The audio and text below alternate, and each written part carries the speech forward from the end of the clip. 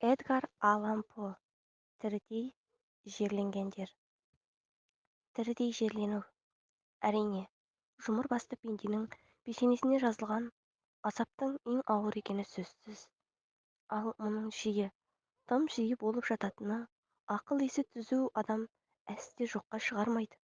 Өйткені өмір мен өлімнің шегі қалай дегенмен де алдамшы да белгісіз.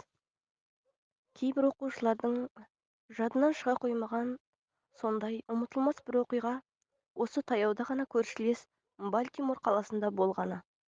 Сөйтіп, жұрттың жан дүниесін шошытқаны бар.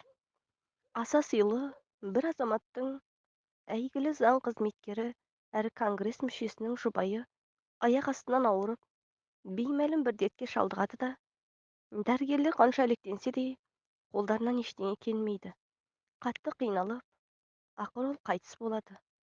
Әлде оны қайтыс болды деп санайды. Оның өлгеніне ешкім күдіктенбейді. Тіпті күдіктенуге ешқандай негіз де болмайды.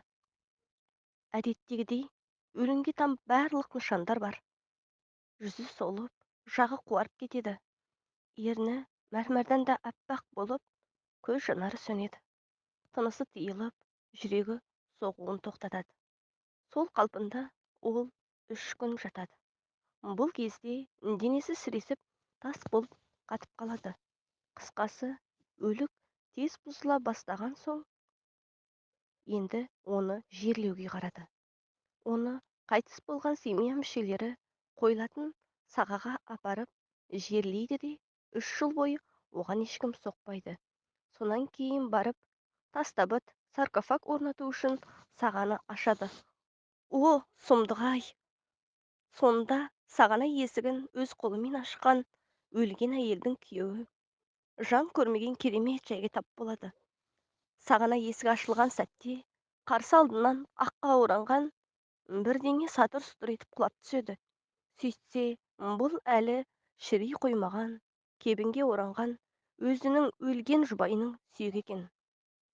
Мұқият жүргізілген тексерулердің нәтижесінде оның жерленген соң 2 күннен кейін қайта тірілгені, бұлқынған кезде қойылған діңгек немесе төмпешік үстінен табыттың құлап түсіп қаққа айырылғаны, сөйтіп әйелдің табыттан босанып шыққаны анықталды.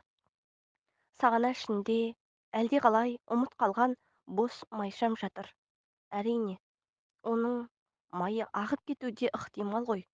Үңірейген сағана кіре берісіндегі баспалдақтың үстіңгі жағында табыт тақтасының үлкен сынығы жатыр.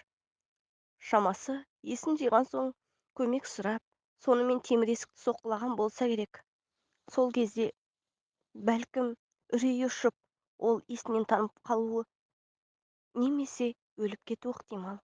Құлағанда кебін қабырғаға қағылған темір шәңгекке ілініпті де, сол күйі ол тұрған жерінде шіріп, сүйегі саудырап қалыпты.